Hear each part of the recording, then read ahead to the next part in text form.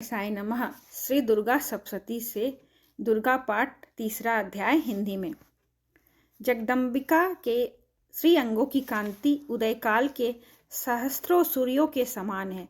वे लाल रंग की रेशमी साड़ी पहने हुए हैं। उनके गले में मुंडमाला शोभा पा रही है। दोनों स्तनों पर रक्त चंदन का लेप लगा हुआ है। वे अपने कर कमलों में जप मालिका, विद्या और अभय तथा वर नामक मुद्राएं धारण किए हुए हैं। 3 नेत्रों से सुशोभित मुखारविंद की बड़ी शोभा हो रही है। उनके मस्तक पर चंद्रमा के साथ ही रत्नमय मुकुट बंधा हुआ है तथा वे कमल के आसन पर विराजमान है। ऐसी देवी को मैं भक्तिपूर्वक प्रणाम करता हूँ। ऋषि कहते हैं, दैत्यों की सेना को इस प्रकार तहस नहस होते देख महादैत्य सेनापति चिक्षुर क्रोध में भरकर अंबिका देवी से युद्ध करने के लिए आगे बढ़ा। वह असुर रणभूमि में देवी के ऊपर इस प्रकार बाणों की वर्षा करने लगा जैसे बादल मेरुगिरी के शिखर पर पानी की धार बरसा रहा हो। तब देवी अपने बाणों से उसके बाण समूह को अनायास ही काटकर उसके घोड़ों और सारथी को मार डाला। साथ ही उसके धनुष तथा अत्यंत ऊंची ध्वजा को भी तत्काल काट गिराया। धनुष कट जाने पर उसके अंगों को अपने बाणों से बीन डाला। धनुष, रथ, घोड़े और सारथी के नष्ट हो जाने पर वह असुर ढाल और तलवार लेकर देवी की ओर दौड़ा। उसने तीखी धार वाली तलवार से सिंह के मस्तक पर चोट करके देवी की भी बाईं भुजा में बड़े वेग से प्रहार किया। राजन, देवी की बाह पर पहुंचते ही वह तलवार टूट गई। फिर तो क्रोध में से लाल आंखें करके वह राक्षस शूल हाथ में लिया और उसे उस महादैत्य ने भगवती भद्रकाली के ऊपर चलाया। वह शूल आकाश से गिरते हुए सूर्यमंडल की भांति अपने तेज से प्रज्वलित हो उठा। उस शूल को अपनी ओर आते देख देवी ने भी शूल का प्रहार किया। उससे राक्षस के शूल के सैकड़ों टुकड़े हो गए। साथ ही महादैत्य चिक्षुर की भी धज्जियां उड़ गई। वह प्राणों से हाथ धो बैठा। महिषासुर के सेनापति उस महापराक्रमी चिक्षुर मारे जाने पर देवताओं को पीड़ा देने वाला चामड़ हाथी पर चढ़कर आया। उसने भी देवी के ऊपर शक्ति का प्रहार किया, किंतु जगदम्बा ने उसे अपने हुंकार की आहत एवं निष्प्रभ करके तत्काल पृथ्वी पर गिरा दिया। शक्ति टूटकर गिरी हुई देख चामड़ को बड़ा क्रोध हुआ। अब उसने शूल चलाया, किंतु देवी उसे भी अपने बाणों द्वारा काट डाला। इतने में ही देवी का सिंह उछलकर हाथी के मस्तक पर चढ़कर बैठ गया और उस दैत्य के साथ खूब जोर लगाकर बाह्य युद्ध करने लगा। वे दोनों लड़ते लड़ते हाथी से पृथ्वी पर आ गिरे और अत्यंत क्रोध में भरकर एक दूसरे पर बड़े भयंकर प्रहार करते हुए लड़ने लगे। तदंतर सिंह बड़े वेग से आकाश की ओर उछला और उधर से गिरते समय उसने पंजों की मार से चामड़ का सिर धड़ से अलग कर दिया। उसी प्रकार उद्दक भी शिला और वृक्ष आदि मार खाकर रणभूमि में देवी से के हाथों से मारा गया तथा कराल भी दांतों, मुक्कों और थप्पड़ों की चोट से धराशायी हो गया। क्रोध में भरी हुई देवी ने गदा की चोट से उद्दत का कचूमर निकाल डाला। भिंदीपाल से वास्कल को तथा बाणों से ताम्र और अंधक को मौत के घाट उतार दिया। 3 नेत्र वाली परमेश्वरी त्रिशूल से उग्राग्रस, उग्रवीय तथा महाहनु नामक दैत्य को मार डाला। तलवार की चोट से विडाल के मस्तक को धड़ से काट दिया। दुर्धर और धुर्मुख इन दोनों को भी अपने बाणों से यमलोक भेज दिया।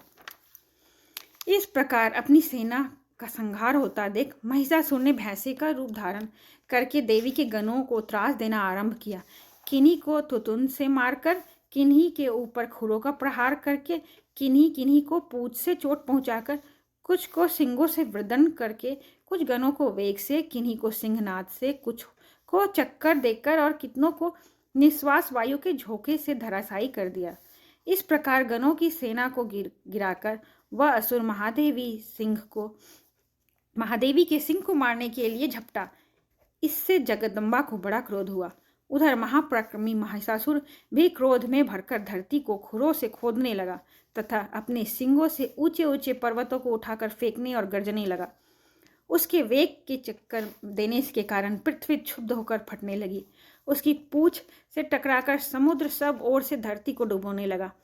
हिलते हुए सिंगों के आघात से विदीर्ण होकर बादलों के टुकड़े टुकड़े हो गए।